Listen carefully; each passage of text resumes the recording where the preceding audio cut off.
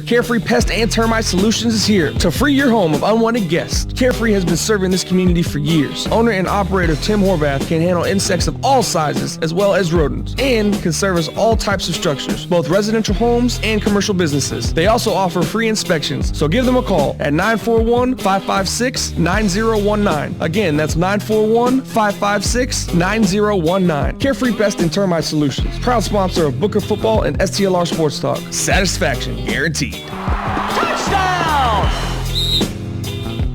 Finding good barbecue can be hard to do. Lucky for you, we have found deliciousness on a food truck. Smokin' Mama Laura's Barbecue Mobile.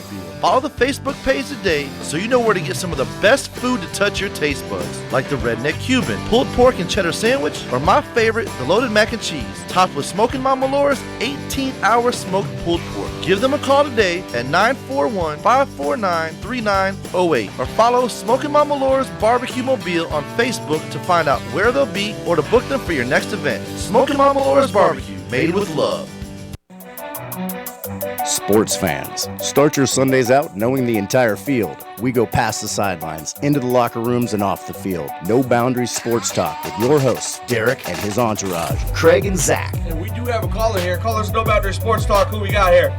It's William Creech. What's up, Creech, man? How you doing? Hey, I want to get you guys caged. I know you're talking about hockey, and I can appreciate that. A lot of people down here in the South are really starting to get on board with the NHL, especially in these southern cities like Nashville and Tampa. Tampa's always been a loyal hockey town. I want you guys to tell me, when will a southern team finally win the Stanley Cup, man? I'm tired of waiting. Well, the Lightning won it back in 2004, so we've already won it. Thank you for correcting me on that, dude.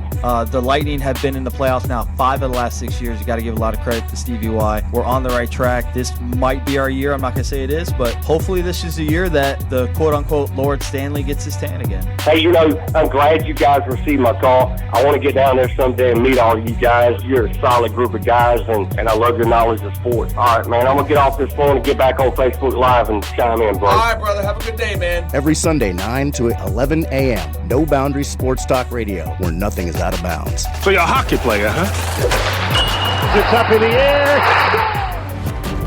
If you're a smoker with an appreciation for the best quality, the finest functional art in existence, and the most knowledgeable staff around, then look no further, my friends. Welcome to Dragon Heads, your one-stop shop for glass, water pipes, hookahs, vaporizers, and accessories. With a huge, affordable selection, bright-friendly atmosphere, Dragon Heads is definitely Sarasota and Bradenton's premier smoke shop. Now located at 412 South Washington Boulevard, Sarasota, Florida, and open 7 days a week from 10 a.m. to 9 p.m. Monday through Thursday, from 10 a.m. to 10 p.m. on Friday and Saturday, and from noon to 6 p.m. on Sunday. For more information, give them a call at 941-955-1719. That's 941-955-1719. Dragon Head's premier smoke shop. Even Bruce Lee would enter this dragon. By the way, remember to tell him STLR sent you. There's nothing like having a peace of mind and comfort. So, when your home is overrun with all kinds of critters, there's only one man to call. Tim, owner-operator of Carefree Pest and Termite Solutions. The absolute top of the line in pest control and removal. Carefree won't just treat the problem, they'll solve it. With free estimates, up-to-date technology, and reasonable pricing, Carefree has all the skills needed to kill your pest and termite ills. For more information, call Tim at 941-556-9019.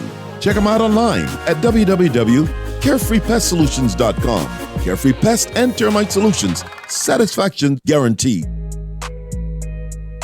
What's going on, everybody? You clearly have good taste because you are locked in to Sky's the Limit Radio. To hear all of this wonderful content live as it goes down, simply go to Facebook and type in STLR Media TV. That's STLR Media TV. You can also catch us live as it goes down on the app TuneIn Radio under STLR Media. Do that. Thank me later. Sky's the Limit Radio, baby.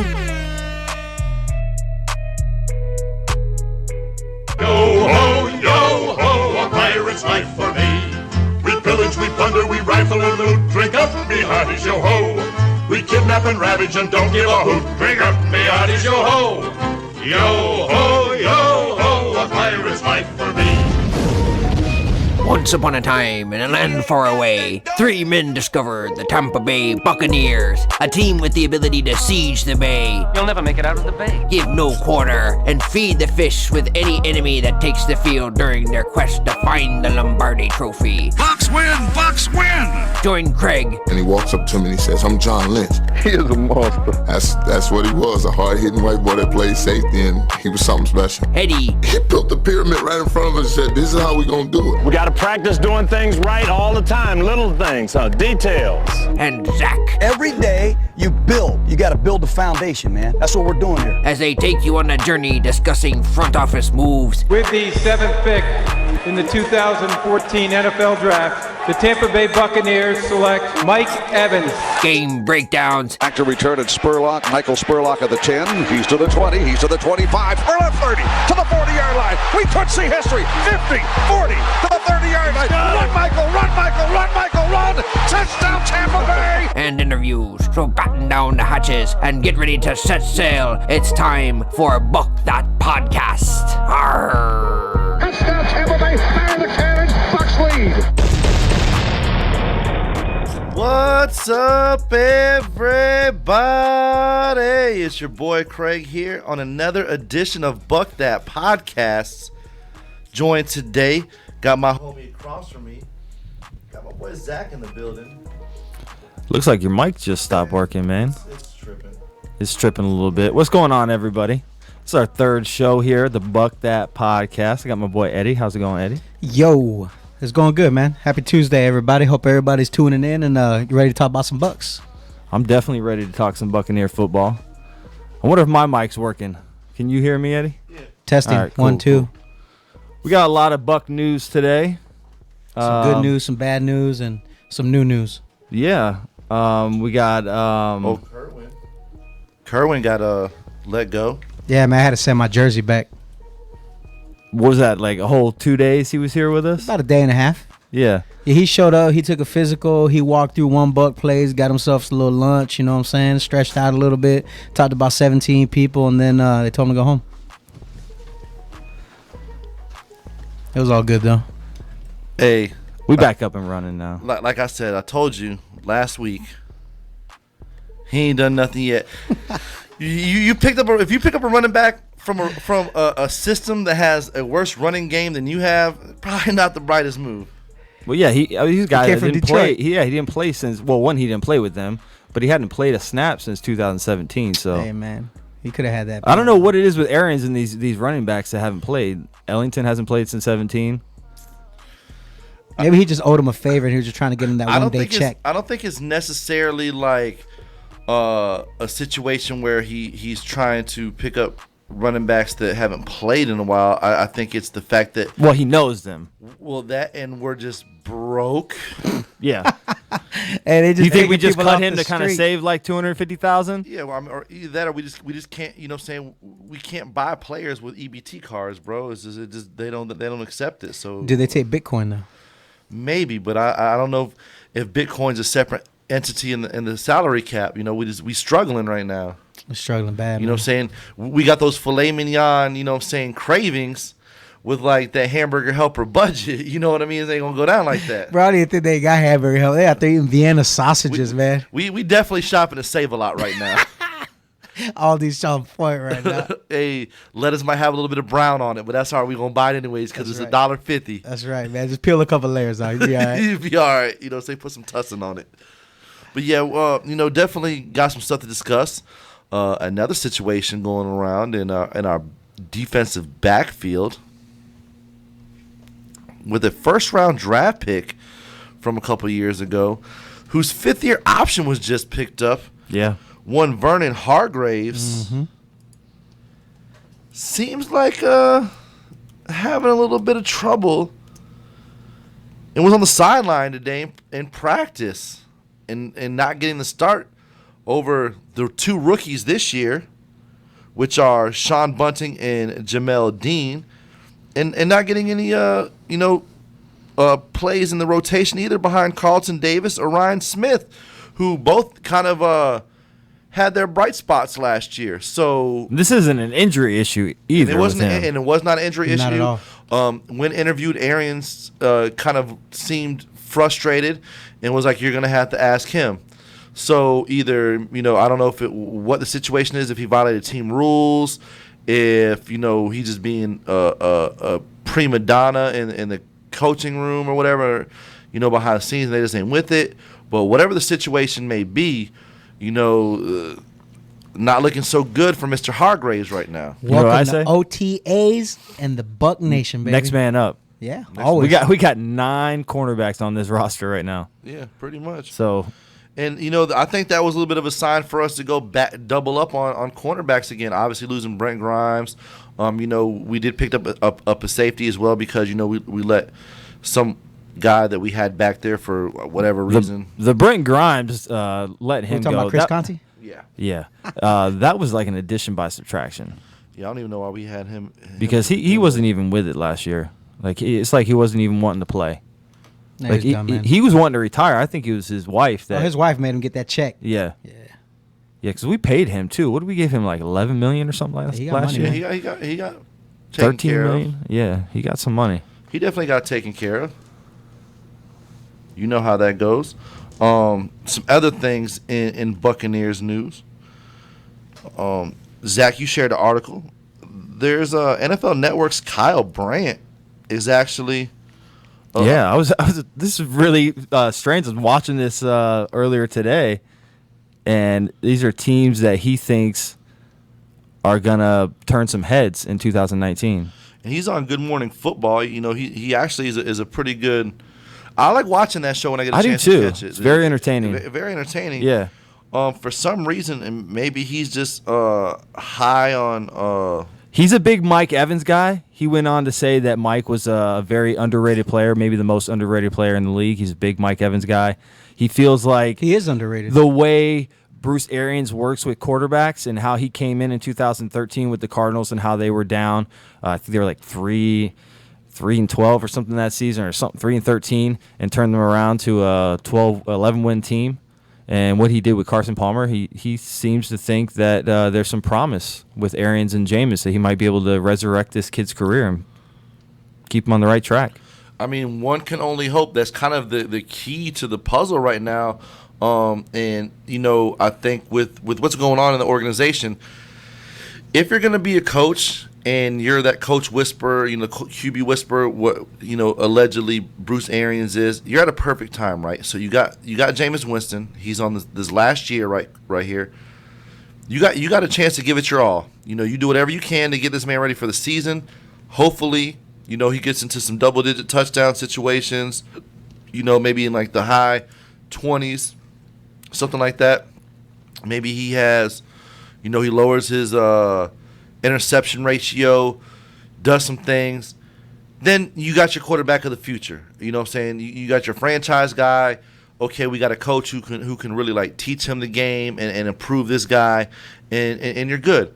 If all else fails, say he does some bonehead stuff off the field, I think we're past that though. And I'm just saying, yeah. Hypothetically speaking, if he does if he comes out there and sucks it up and doesn't really make any improvements, or maybe he regresses, or whatever the situation may be, you're in a position to where next year you got a lot of quarterbacks coming out. Lots of quarterbacks. So it is definitely going to be a favorable, scenario for any team that may need a quarterback next year. Really, with Jameis, what are we looking at when we look at Jameis and what we need from him?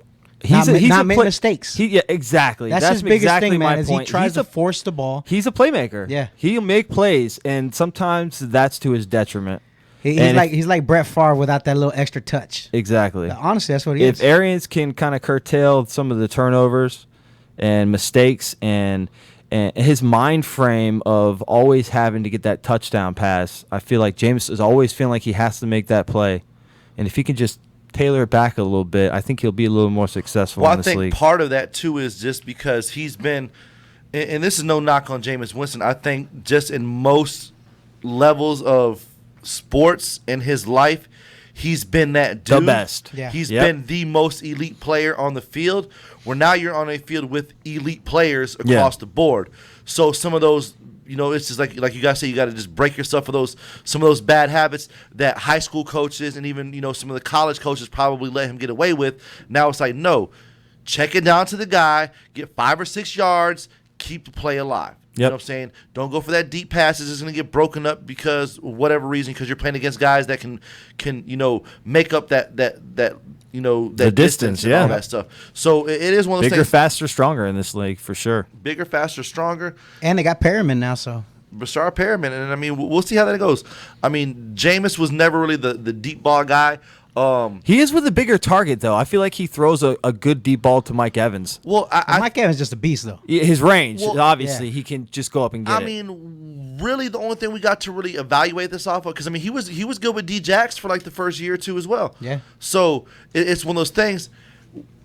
I'm not gonna say he's not a deep ball guy, but he didn't really have a good, So he has a timing issue. Well, my thing with Jameis is he's all or nothing with that arm. But does he have a timing issue? Does he have a prima donna wide receiver who's no longer with us and just felt that he was too good for practice, not a game? Well, I think it goes those both games, ways. I would see him miss like an easy pass that he should have gotten. But in the same breath, you could say, okay, he missed the pass and he was off. But then you could also say, well, I saw Jackson take, logging on his route. But it wasn't just with Jackson. It was Mike Evans, missing Mike Evans all the time on those deep passes, man. I don't know if it would so break much your Mike, heart out I don't think it was so much Mike Evans. It was more D-Jax. I don't know if it's that smaller target. If he couldn't adjust for his speed. He's been with Mike his whole career. That's why I feel like they have that rapport and they are constantly connecting on the field. The thing with Jackson is the way Ryan I think Fitzpatrick was more successful than Jameis is he was able to put a little more touch on the ball. That's important. He doesn't have and that. leave the ball in the air a little longer and let the wide receiver run underneath the ball. Whereas Jameis is more of an all or nothing passer. Whether it's a 15-yard throw or it's a 50-yard throw down the field, he's gunning that thing and he's putting it on a rope. Fitzpatrick would put the ball where the receiver was going to be. Mm-hmm. And let the receiver run to the ball. Yeah, Winston would just throw it up. Man. I don't think he necessarily throws it up. I think there's a level of accuracy to his throw. It's the trajectory in which he's throwing it. Where Fitzpatrick would rainbow the ball, kind of like when you're like playing 500, and you throw it up way in the air. He was able to run underneath the ball, whereas Jameis kind of puts it more on a lower trajectory pass, more of a dart. You can kind of see what I'm saying? Yeah, it's all about the touch. But Kyle Brandt was chiming in on this article. He says that Carson Palmer was terrible with the Raiders, which you can all admit. Oh yeah. And then just like that, came to Arizona, Bruce Arians. And all of a sudden became a really good quarterback. A lot of success in this league has to do with coaching. It's not just talent. It has to do with the coaching around. I mean, would Tom Brady coming out of Michigan have been that successful going to an organization like the Browns? No. I don't know if he would have. I don't know if he would have. So it all has to do with coaching as well as your talent when you're coming out. And you can be the number 1 overall pick, but if you have the Browns head coach, or an organization that is not ran right, from the coaching staff up to the GM to the ownership, kind of like Daniel Snyder over there at the Redskins, how he was running his team in the 90s and 2000s and basically paying free agents wild money to come in there and play and never bought his championship, barely even made it to the playoffs. And Tim from Carefree's chiming in. He says this is definitely Winston's make it or bust year, and I agree with that. It's kind of really to do the damn thing or to not.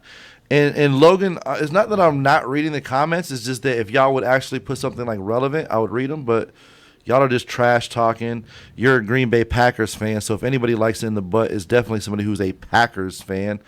Al saying thanks for Dirk because he's obviously an Eagle or a Falcons fan.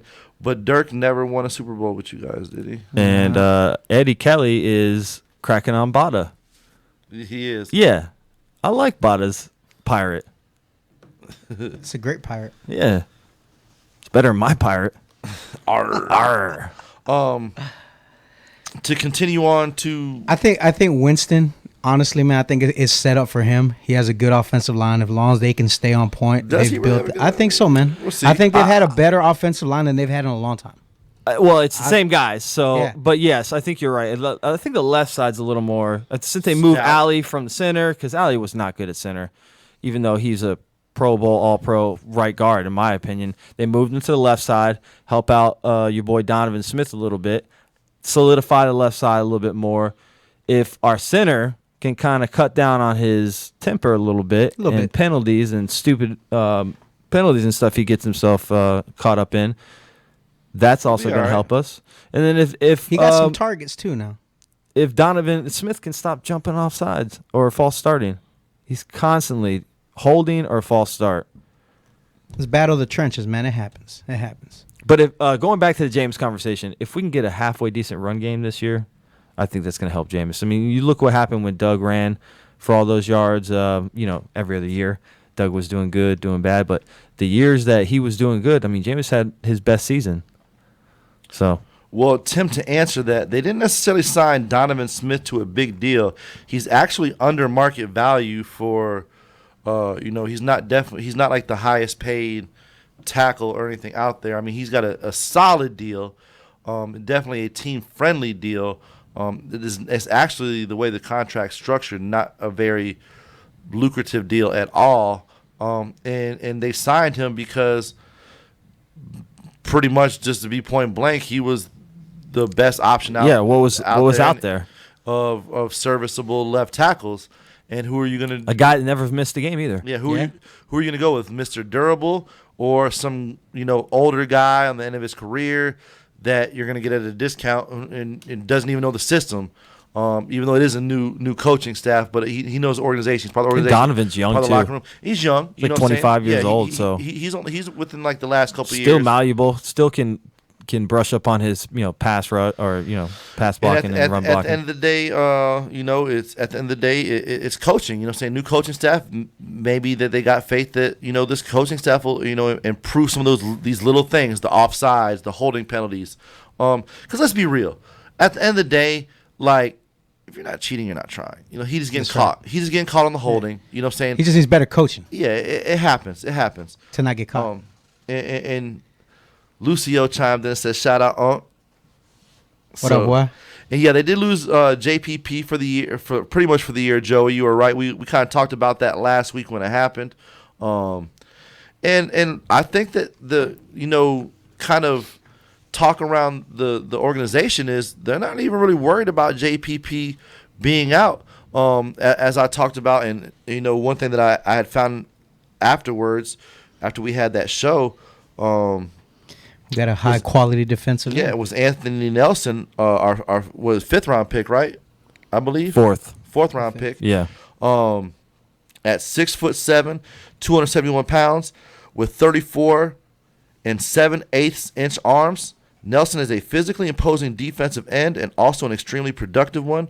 Over his last 2 seasons, Nelson's 91.2 pass rushing grade ranked behind only Nick Bosa and Josh Allen among Power 5 edge rushers.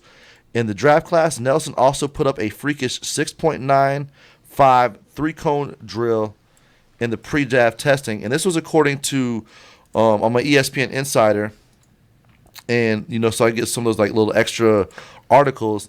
And this was an article about the most underrated players in this entire draft. Oh, he was up there. And They had Bucks, the Tampa Bay Bucks, Anthony Nelson. There were other players on the list as well, but this is obviously I was just looking through the list to see who was on it. I seen Anthony Nelson. I'm like, oh, cool. I'm gonna talk about this on Buck That podcast. So it's definitely a situation where they might not even like I'm not expecting a rookie to come in by any means and replace the 12 sacks that JPP provided for us last year. But with some of these people coming off of injuries, some of these new signings like Shaq Barrett, Deion Buchanan, I think maybe that with the combination of the guys, we could still be okay. Vita Vea showed flashes, and let's be real, Vita Vea, I believe in college actually was a 3-4, defensive tackle at the University of Washington. At the University of He Washington. was a beast, man. So That's why they picked him up so high. he's used to playing that position. So even if we did lose a Gerald McCoy, which we're about to get into, there's some slight updated news that Zach found.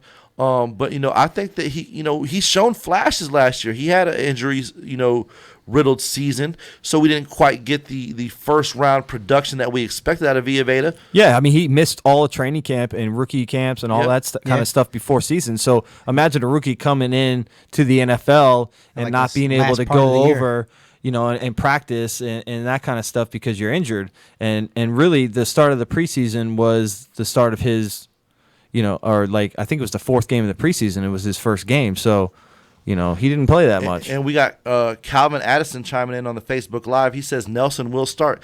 And I think, as training camp and all that stuff goes on, and he gets acclimated to this defense, I definitely see him, making a move and possibly being on that line. There's another guy that I was watching from the rookie camp. What was his name? David Kenny from Indiana. I mean, he really showed out against the rookies, so they invited him back. So I really want to see what he's going to do this week. What about Sean Bunting William was Golson? really having a good. What about William Golson? He's one of those guys. He's kind of on the cusp right now. This is his last year, man. I think he's in a situation a little bit like Jameis, where you gotta put up or shut up. It's either he's shown a little bit of stuff here and there. He has dealt with some injuries and different things like that. They're actually kind of thinking in that locker room, and the coaching staff thinks that they can get something out of him. So we'll see. Either it's going to be a situation where either they did give him that little bit of extension. Either he's going to show that he's worth being around the organization, or next year we are going to be in a situation where we can do some better free agent signings because we'll have a little bit of a better salary cap number, for us to make some signings. He may be a guy who gets cut. Yeah, I think so. He's one of those guys that he's commanding a little bit of a salary right now. What is his salary? I'm not quite sure exactly what his salary is, but he's one of those guys that is a Jason-like mistake. They probably shouldn't have extended him. Who was the guy they got last year? Free agent. I think he was from Philadelphia. Bo Allen. Was it Bo Allen? Yeah. Who didn't play a lot? Yeah, he didn't play very often. And then who's the other guy? You got Mitch Unrein. They both were hurt a lot last year. So right now his cap hit is 3.7, and the next year it's 4.7, and the year after it's 5.5. But his cap hit the first two seasons was $7 million and $6.5 million. Oh, so it's like the discount year. Yeah, this is the discount year. Yeah. For those of you who might not have heard, obviously Kendall Beckwith is going to miss his second straight season. Is looking very quite possibly that it is going to be career ending. It hasn't come out 100% to be confirmed, but they've taken him off the depth chart. Yeah, looking like that the ankle injury is going to be 100% probably career ending. Where do we get him in the draft? Third round? I think he was a second round, wasn't he? No, you know what? You might be right. Fourth. You might be right. He might have been fourth. Yeah. Man. So that's another situation that we do. We're really like kind of hurting someone on the defensive side of the ball. It's going to be one of those years where even if we are a good team, we may actually light up the scoreboard, but we may not be able to stop anybody. He was drafted in the 107th overall in the third round. Third round. Yeah. Okay. We're saying that now. They're just getting started. Some of these rookies can come in. Some of these free agent acquisitions come in. Know. We did bring in a lot of undrafted free agents. And we are switching complete defenses, man, to a 3-4. And I feel like with the draft that we had and some of the signings that we've had in the offseason, we've addressed as well as we could have with the salary cap the way we are in switching this defense over to a 3-4 defense. Now, we're going to be a Monty Kiffin high-powered defense? Maybe not yet, but are we working towards it? Possibly, man. Yeah, it's a little bit, obviously going to be a little bit different of them, but much different. I know what you mean, like as far as tempo wise. Yeah. Monty was cover, where this will be more man. A lot of blitzing. Up the middle. Yep. Which is exciting. I love blitzing, and the 4-3 defense that we ran predominantly with the Buccaneers was predicated mostly on a 4-man rush from the front four. I mean, that's what the cover 2 is predominantly based on. There's not a lot of blitzing in it, so it wasn't a very exciting defense to watch, even though we had one of the greatest of all time. But this defense is going to be exciting. We're going to get after the quarterback. I feel like we're going to be a little bit better than maybe right around middle of the pack in sacks. But I think he's going to bring it from everywhere. Middle linebackers, cornerbacks, safety blitzes. He's going to mix it up, man. Todd Bowles, man, he's probably one of the greatest defensive minds right now. It's exciting, man. Young. That's why I don't want to minds. write him off just yet and just say we're going to have a horrible defense. They're working out some kinks right now. We're working out some kinks, and one of those kinks is definitely the Gerald McCoy situation. Yeah, it's a big one. That's a big kink. It's that apparently they've been in strong talks with the Cleveland Browns, and it's just really coming down basically is they want to do player for player. That's what the Browns want. The Browns want to do player for player. Gerald McCoy for Duke Johnson. And the Bucs want a 5th-round pick along with it, which I think is still reasonable. You're getting a Pro Bowl. Yes, but Pro here's Bowl the thing: defensive lineman. You can't look at it that way though, because I'm not. That's a trade. Because the Browns have the Bucs over their knee right now. Because they know they've been through the draft, they've been through free agency. They have to sign these draft picks. Where they're at is public knowledge. They know where their cap situation's at. They know how they're trying to relieve that situation, and that is to get rid of Gerald McCoy. Even though he's a Pro Bowl caliber player in the prime of his career, they're going to have to take a lot lower for him. They're not going to get a fair trade value. I don't feel that that's not a fair trade value, though. I think that's fair as hell, man. It's all a matter of what the Browns think. And it's a 5th-round draft pick. I mean, yeah, they're 5th-round draft picks to come out and have probably been really solid in the league. I'm sure if we looked up all-time 5th-round draft picks, we'd come up with some pretty good names as far as the NFL goes. But, I mean, it's really not that, saying like, all right, are you really going to let a 5th-round draft pick hold you up from getting a guy who's a team that they're trying to make? They're trying to win the AFC North. Yeah, I told you earlier. Dorsey had a 5-year plan in 2016 of the ownership there. Well, who do you have to face twice a year in the AFC North? Steelers and Ravens. You want to get some pressure on that young quarterback, Lamar Jackson. Yeah. You definitely want to get some pressure on Big Ben.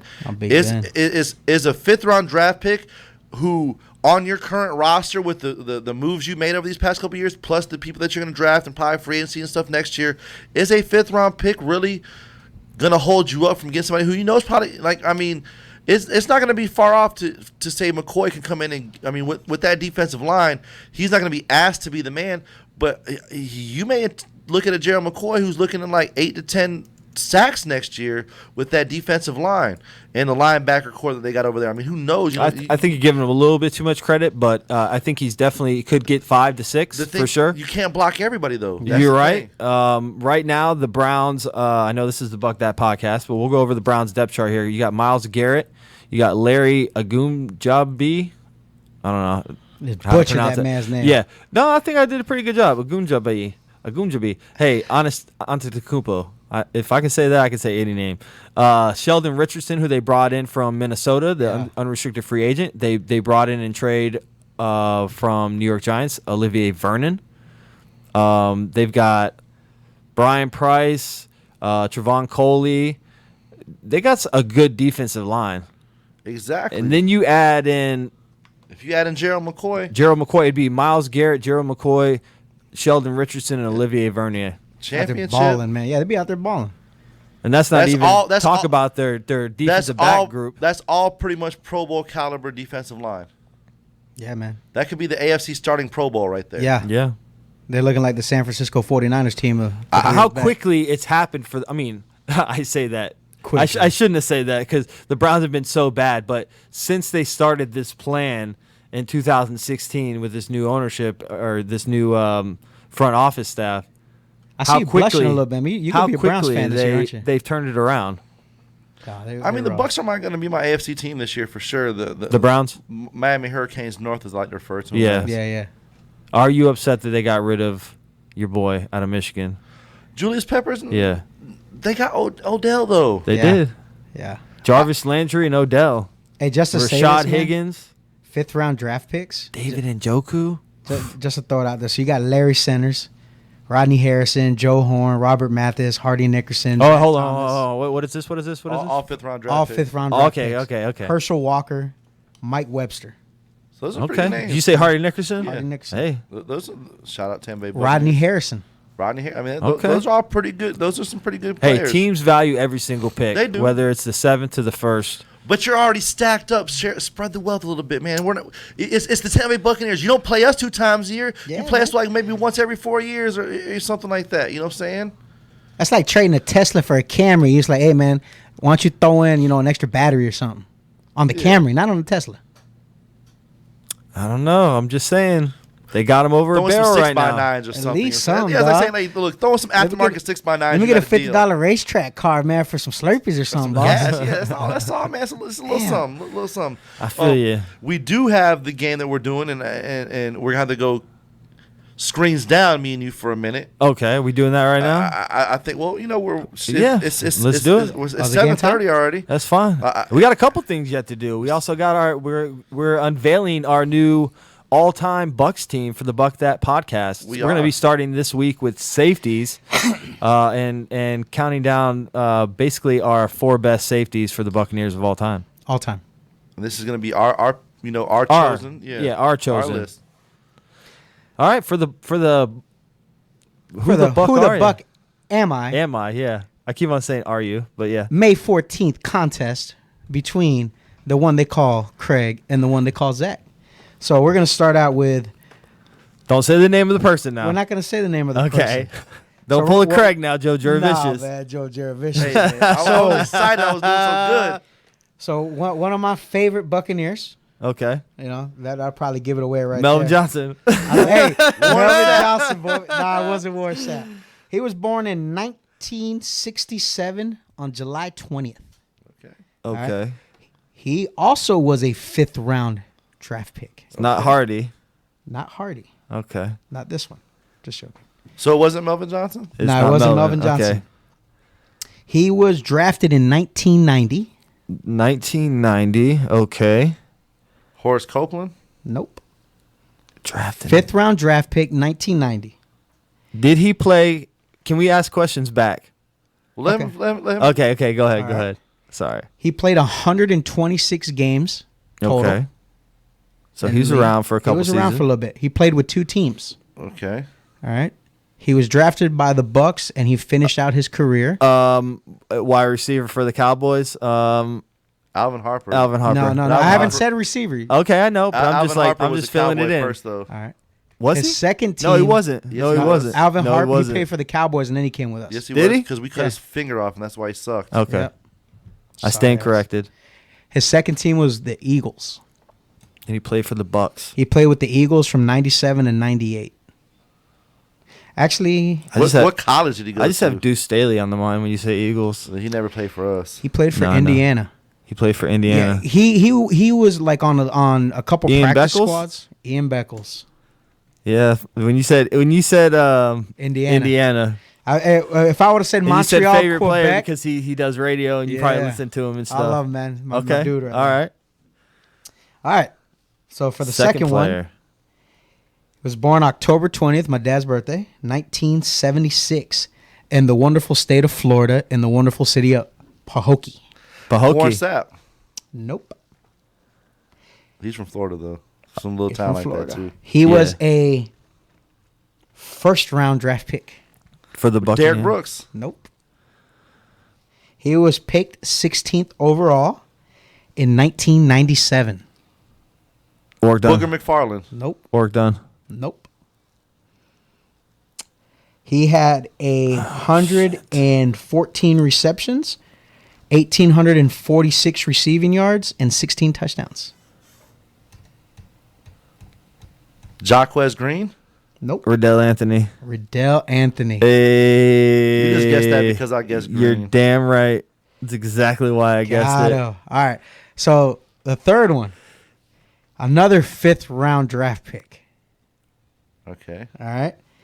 Hardy Nickerson. Damn it, man. You got it. Artie Dickerson, born September 1st, 1965. I'm losing. You are. Hey, he played for 4 teams, man. I didn't even know. And the Bucks didn't even draft him. Steelers, man. Hey. Damn. Hey, where was he born, though? What city? Hardy. Is he from? He's from up there, isn't he? Nope. No. Nope. West Coast. Long Beach in the house. Compton, California. Pretty close. For University of California. That's what's up. Yeah, man. All right. He was a beast. And did you know this? He was selected to the NFL's 1990s All-Decade team. Wow. Okay. Awesome. That's pretty big, he man. actually might be a part of our All Bucks team. Yeah. When I we think get Hardy to linebackers. Nickerson was just Stay awesome, tuned. man. Yeah. All right. We got 2 Last more. but not least. We got 2 more. Doesn't really matter. Zach's already won. Ding, ding, ding. I went through the trouble looking this up, so we got to do it. No, it's fine. These are fun anyway. All right, ready? Born January 13th, 1998 in Kansas City, Missouri. Capcorn. Josh Freeman. Damn, you got it, too. Hey, good one. I was going to say Kansas State. Okay. So, this next player also went to Kansas State. Ooh. Okay. All right.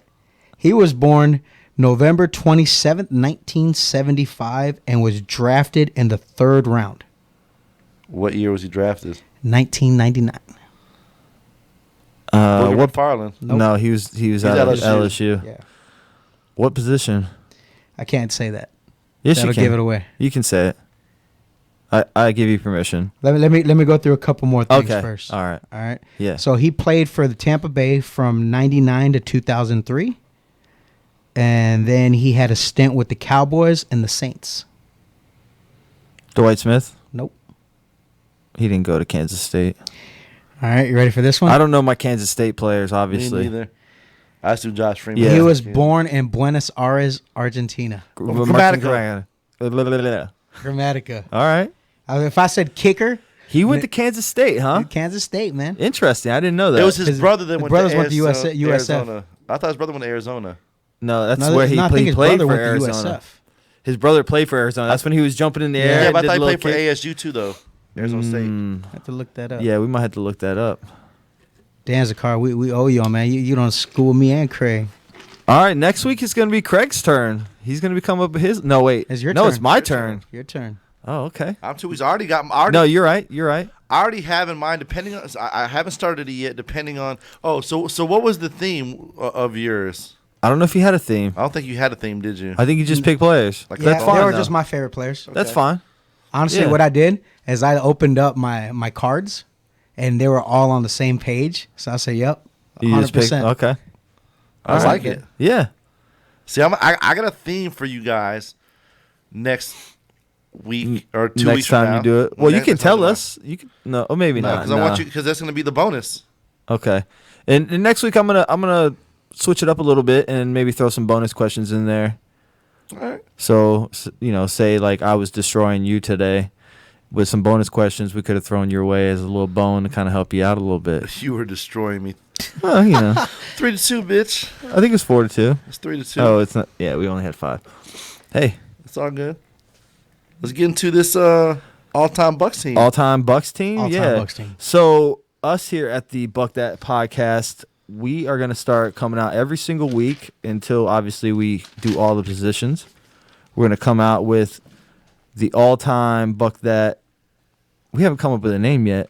But anyway, it's going to be an all-time Buccaneers team for the Buck That podcast. All-time Bucks team. Yeah. Yeah, it's got to catch a little ring to it. But this week, we're going to start with safeties. Melvin Johnson. He was a notable mention. Honorable mention, man. Whatever. He was down on the list. Top 5? That was your crush. 6. I know that's your crush. But starting with strong safety, obviously we can go ahead and get it out of the bag. Greatest safety of all time? At least for the Buccaneers, for sure. I mean, a guy who's probably going to go down in Bucks history as the greatest safety, no matter who puts on the Bucks jersey. He played 11 years with the Bucks.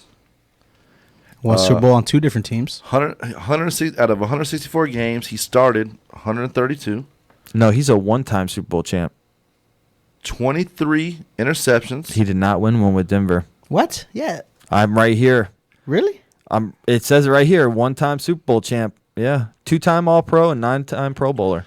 He has for the Buccaneers, he has 200 career yards for those interceptions. He did pretty good, man. I didn't realize how old he was. A tackle machine. Oh yeah, how long he's been in the league for? Drafted in 1993. Here's the question though: would John Lynch would have had the same career if he played in the league today? That is actually a really good question because obviously the league has changed its rules up, and it's obviously a softer league that doesn't promote a lot of the head-to-head contact that John Lynch was synonymous for. Distributing. Would he? Yeah, I mean, I think he'd still be a great safety. He would have to obviously curtail some of his game a little bit to kind of, to this generation's game, but the talent obviously was there. Oh, he was a beast, man. I mean, even his pass defense was really good, but his run stopping ability to come up in the box and stuff those holes, was unbelievable. 7 forced fumbles. He had 2 fumble recoveries. He had he had 2 fumbles. I don't know, the FMB, I guess that's fumbles. Maybe he fumbled it twice. He had 8 fumble returns or fumble recoveries. FMB is number of times fumbled, both lost and recovered by the own team. Okay. So I still don't know what the hell that means. Not even sure what that one so is. maybe he recovered it and then fumbled it or something, or I don't know. Something. Tackle-wise, though, 787 tackles combined. Solo, he had 541. And obviously, these are just stats for the Buccaneers, not his time in Denver. Yeah, so he had a total of 787. And these are all Buccaneer stats. Yeah. He had a 1,054 total tackles altogether. Playing an extra 4 seasons in Denver. He had 19 tackles for loss. So, I mean, definitely one of the all-time greats. Wasn't a natural ball hawk there in the safety position, more of one of those guys that you brought into the box, but did have 26 interceptions in his career, and basically every year at least had 2 or 3 interceptions. Mm-hmm. And was just an absolute tackling machine, and some of the hardest hits I've ever seen came from this guy. And in 1999, against Brad Johnson and the Washington Redskins in the NFC divisional round, picked his ass off in that 14-13 win.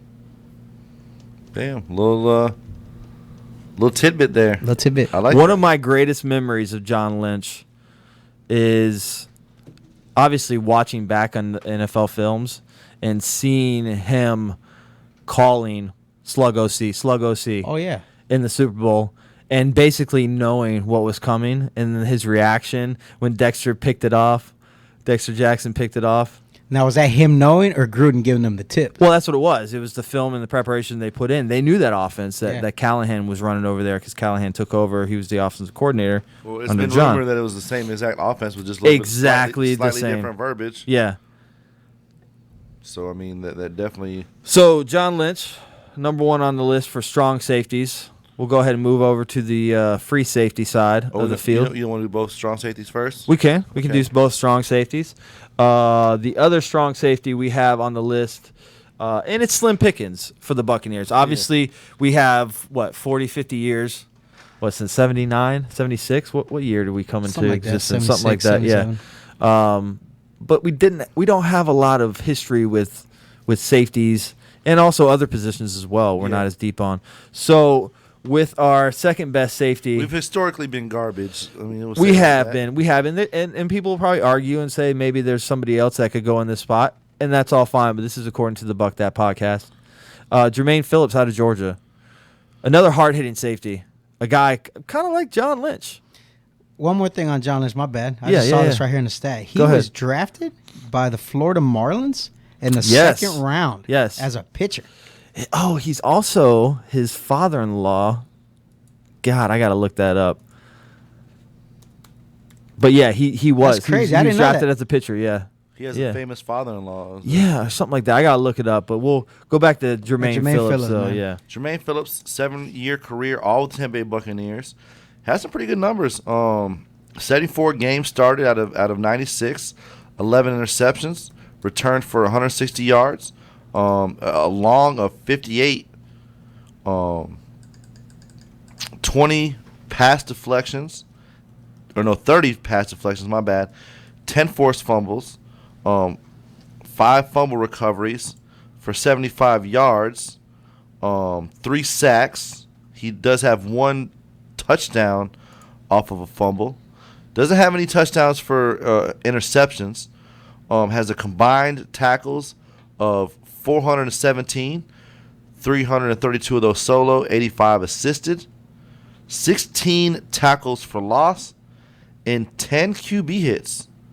So those are numbers right there. Obviously, he was used a lot in the Tampa 2. You know, they were notorious for blitzing their defensive backs in the Tampa 2 and the Monty Kiffin days and stuff like that. So he's somebody who we felt was, you know, worth like that backup role. You know, and if you had strong safeties and you got John Lynch and you got Jermaine Phillips, I think you got a pretty good strong safety rotation. Definitely. Didn't Phillips play a little bit of linebacker too towards the end of his career with the Bucs? No, I don't think so. They have him listed here pretty much mostly strong safety. He did have a couple years where he played a little bit of both, but majority was strong safety. You thinking maybe Mark Barron? But we didn't move him to linebacker. The Rams did. The Rams did, yeah. Mm-hmm. So moving over to the other side of the field at free safety.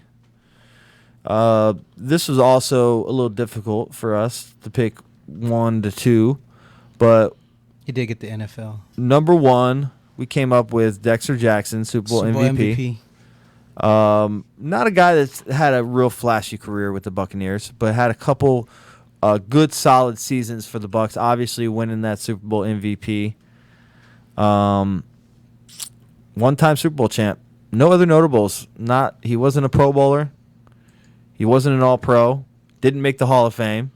And not a lot of the Tampa Bay Buccaneers were. We will have some really good notable players though for this team.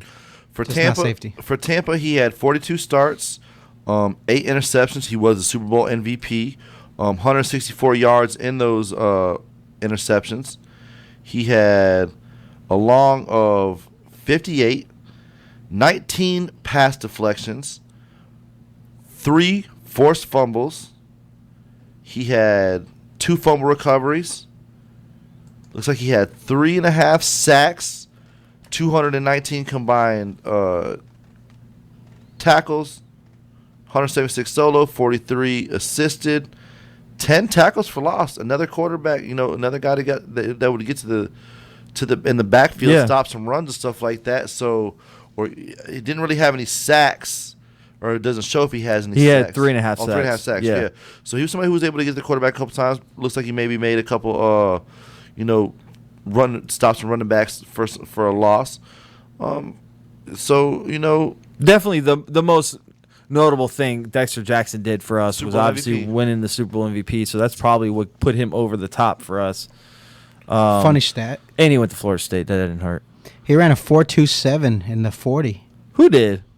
In the scouting combine. Dexter did? Dexter Jackson says right here. Damn. Jackson ran the manually timed 40-yard dash, 4.27 seconds. Are you sure you're not talking about Dexter Jackson out of that we drafted the wide receiver? Oh, my bad. Yeah, my bad. I am on Dexter Jackson wide receiver. I did, too. Sorry about that. It's okay. I was going to say that was a... Appalachian State great. Yeah, that Dexter was Jackson. a mistake on Gruden's part, for sure. That pick. Definitely. One of the worst draft picks Gruden ever made. All right. Number 2, free safety list. A guy that we honestly didn't get to see play too much because, 1, I wasn't even born yet, and 2, you were just an itch in your daddy's pants when he was born. Pretty much. But basically, we got Cedric Brown on here, and all the research that we've done on him, he was a ball hawk safety, one of the first in Buccaneers history as far as that goes. Before a time they didn't do tackles for stats. We don't have that. But as far as interceptions goes, he's got 29 interceptions in 95 games started. That's pretty damn good. And he's got 2 touchdowns on the defensive side of the ball. So he was drafted, out of Kent State. Round 12. Yeah. What does that say? Does that, The Oakland Raiders. 1,692nd overall. Fuck. Oh, wait. No, never mind. I'm reading the wrong line there. 12th round. Yeah, sorry. 343rd overall in the 1976 draft. Out of Linden, McKinley, Ohio. He played from 76 to 84. I was just 3 years old.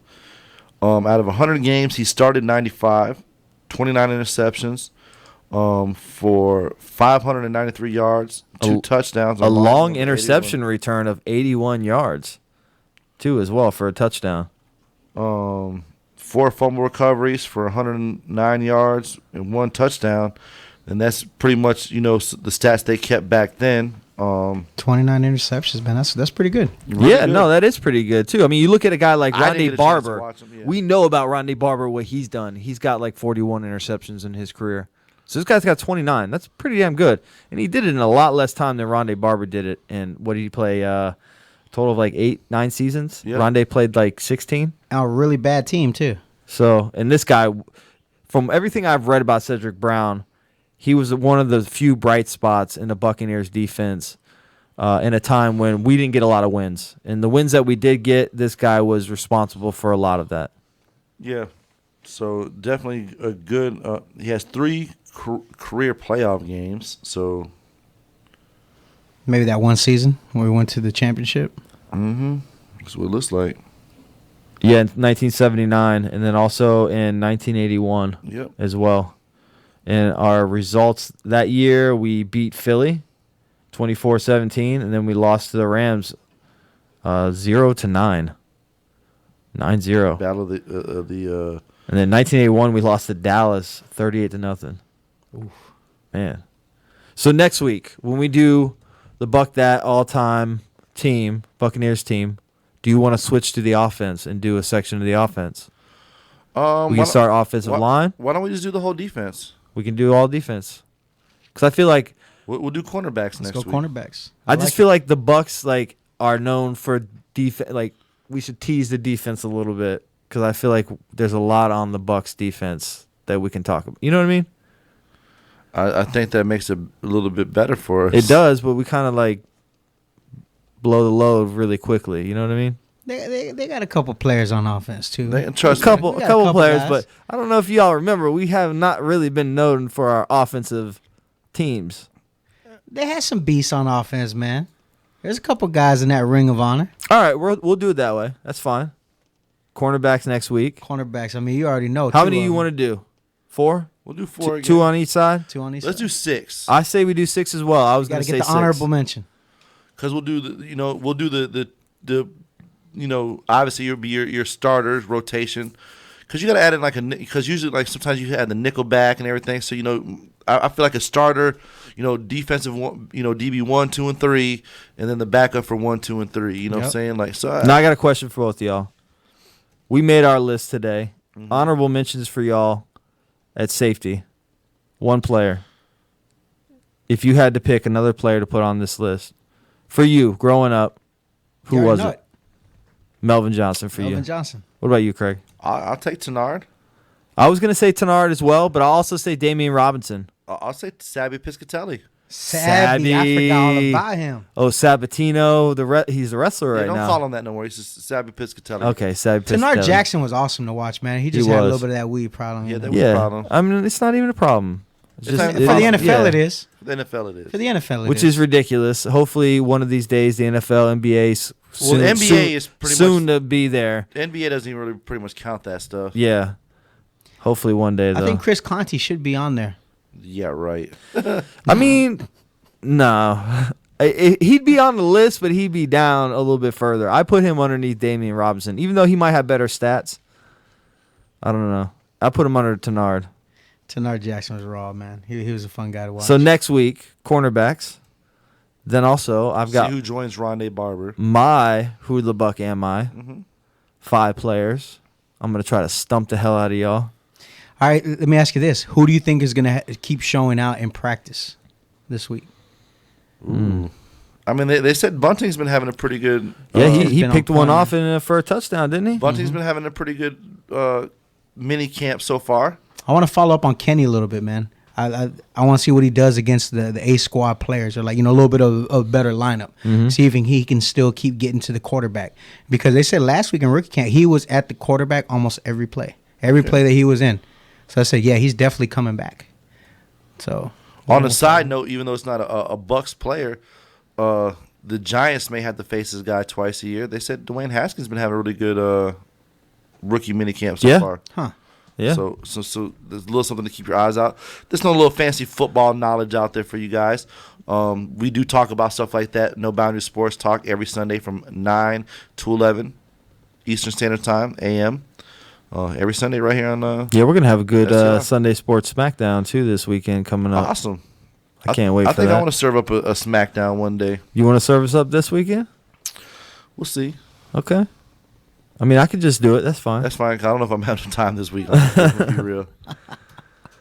All right. Hey, it's already been an hour, huh? It is. We're getting towards the end right now. This is the end. It's the quickest hour of the week. It is pretty man. quick. Love some Bucks podcast though. Yeah. Buck That Podcast each and every Tuesday, 7 to 8 p.m. right here at STLR. So, real quick before we get out of here, so I heard that the Bucks might be able to save some money on this JPP injury. They are going to be able to pay. Listen, so from what I understand is because it's an NFI, non-football injury. Yep. Even though we pay him, it does not count against the salary cap because some probably verbiage and stuff in the contract. Yeah. So we should be able to maybe make some moves, especially if we get the situation negotiated with the Browns and move Gerald McCoy. I'm not saying it's a move that has to be done, but you know what? Ndamukong Suh's still out there. If you really like, we've looked at their stats. They're pretty much the same guy as stat wise. Yeah, but you're not going to get him for under $10 million a year. If no one's signing him up right now, he's gonna take. He's gonna. Well, that was get the some same pay. thing with Ziggy Ansah. He just got 9. So, do you think Ziggy's going to get more than Zoo? Well, Sue is on a little bit. He's a defensive tackle though. He's not a defensive end. And True. I think. But I think he is coming off of I a think $25 Ziggy- million contract. So I think he's not going to take less than 10. We'll see. I think he's I don't gonna know. take what he man. wants. You know, who knows? There's still some other players out He there. might was take somebody else off the top 5 of my and go head. to the Patriots. You know what I Yeah. mean? To win a championship. Who Who knows? Who knows? There are some other players out there besides him. I can't think of them off the top of my head. Yeah. But there are some defensive tackles, or there's even some people that can make our team better. Whether even there's some linemen and stuff out there. Something add some depth somewhere. It doesn't necessarily if you're happy with what you got at camp, find something that you like out there and or just save it. Who knows? I think we brought in, out of all 32 teams, the most undrafted free agents this season. They're so really far, testing so. out this team, man. They're really trying to see what they have. They're bringing in competition is what it Yeah. is too. They're bringing in competition. Hey, you know what I'm saying? Just because you're 5th, 6th, 7th round draft, just because you're Undrafted? drafted doesn't mean this guy can't Yeah. stay at your spot. That's right. So Best man up. Maybe we'll see Bobo Wilson get some action. Yeah. Oh, So, Bobo. are you guys pretty much the same here that GMAC is done? Yeah, I As a think Buccaneer? they're going to work out the trade here sooner or later. I think Unlike what you guys are saying, I think that the Bucks are going to have to actually just bend over and just take it to get rid of and just move on from McCoy. Yeah. I don't think necessarily they're going to get the I draft think picks one they way or want. another it's going to work its way out. They're going to be blessed to get a running back of his Obviously, caliber. where there's smoke, there's fire. In Yeah. in this particular scenario, I think it's going to be one of those situations where. But if they don't we're trade, going to pull the trigger. I don't necessarily think they just cut him outright, especially with this JPP move. I think they might find somewhere else to save some money. Somewhere else. Well, I mean, we got really nowhere else. Listen, at the end of the day, you don't have to trade him. It's still the trade deadline. So I mean, Yeah. if anything, you put him out there for production wise, and you boost up his Yeah, there's other ways value. for us to save money. You boost up his value. There are definitely ways you can negotiate some stuff and make the money that you need. With that being said, It's 8 o'clock on it's the 8 dot. o'clock on I'm the not dot. in my drop top, You're not but I cruising am the going to be streets. cruising the streets. This has been another Buck That Podcast. Any final shout outs, fellas? Shout out to the Bucks. Shout out to all them listeners that came through today. Appreciate y'all, man. Shout out to Remember No share and like. Boundaries Sports Talk every Sunday 9 to 11 a.m. Shout out to Carefree Pest and Termite Solution. Give Tim, owner and Timmy. operator, a call. Timmy. Get some services. He will remove those pests, not including in-laws, baby mamas, or baby daddies. But you can give him a call, 941-556-9019. And the Patriots suck. and the Patriots eat dicks. And shout out to all the shows on STLR. They like fish sticks. Yeah, shout out to Sabby Piscatelli. Do the Savvy Patriots like Piscatelli. fish sticks? And shout out to us, #1 listen to podcast on STLR. Go check us out on Spotify. Whoop. Look up STLR Media. Or iTunes. Give us that Or like. iTunes. Or Google. Anchor. Follow us. Or Anchor. Google. Or a bunch of other ones that I can't remember right now. But we'll catch you guys next week. Peace out.